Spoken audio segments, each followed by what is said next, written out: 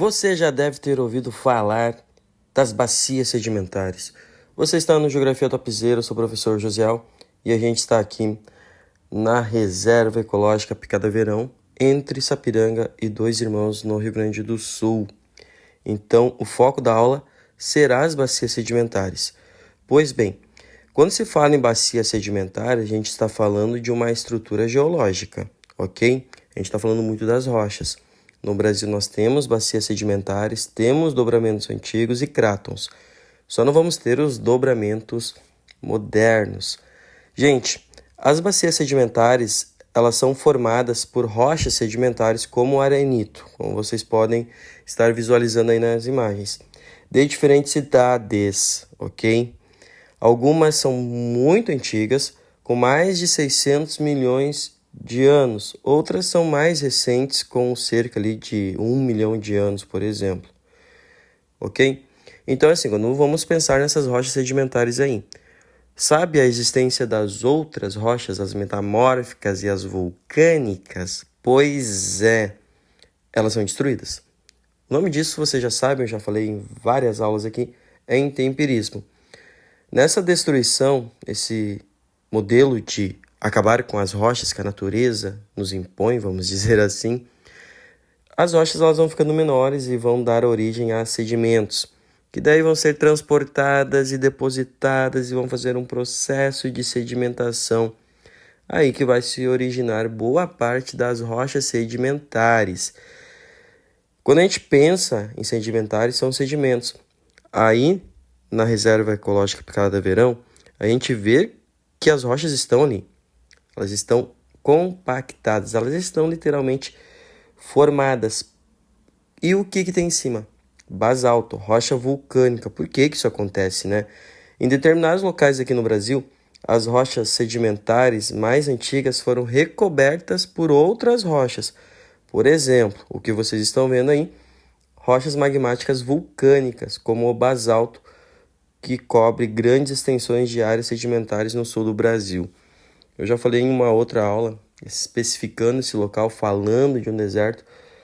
Esse tipo de formação rochosa aí, essas rochas sedimentares, estão muito relacionadas a um antigo deserto que existia aí no Brasil, o grande deserto de Botucatu, ou seja, muito areia, né?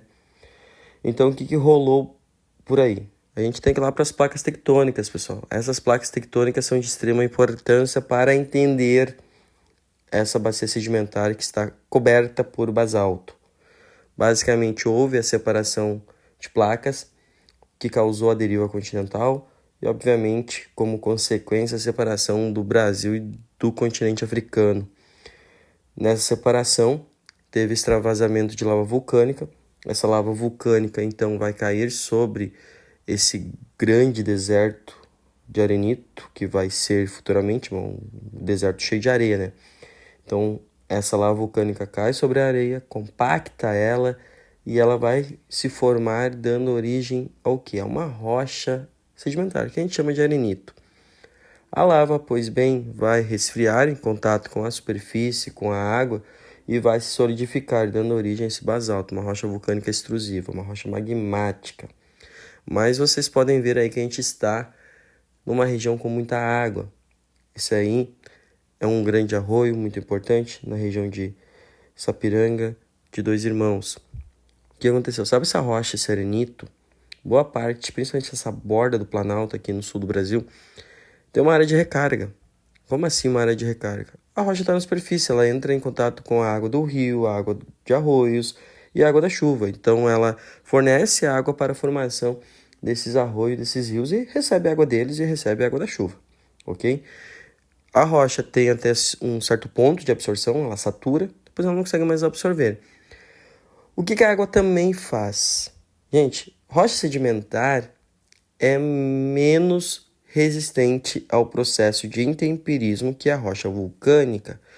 Então, se eu tenho uma bacia sedimentar, rochas sedimentares, e sobre elas está o basalto, uma rocha mais resistente, ao longo de milhões de anos eu vou ter basicamente a destruição mais acelerada do arenito, o que vai explicar O porquê eu tenho essa grande gruta atrás dessa cachoeira? Porque o arenito aos poucos foi sendo desgastado. O basalto também é, mas ele é mais resistente, então ele vai durar mais milhões de anos, vamos dizer assim. Obviamente que nessa gruta aí tu tem um probleminha, né? Como o basalto também tá se desgastando e o arenito vai se desgastando, a gruta tá ali porque o basalto, parte dele, não tem uma base mais embaixo. Então, com o passar de milhões de anos, é uma tendência que toda essa parte de basalto em cima aí dessa gruta venha cair. Alguns fragmentos já caíram, como vocês podem observar ao longo aí do vídeo do lugar que a gente está gravando.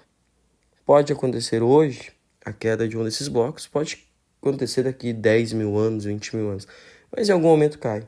E queremos que quando cair não tenha ninguém ali. Certo, gurizada? Te inscreve aí no Geografia Topzera, um forte abraço e até a próxima aula.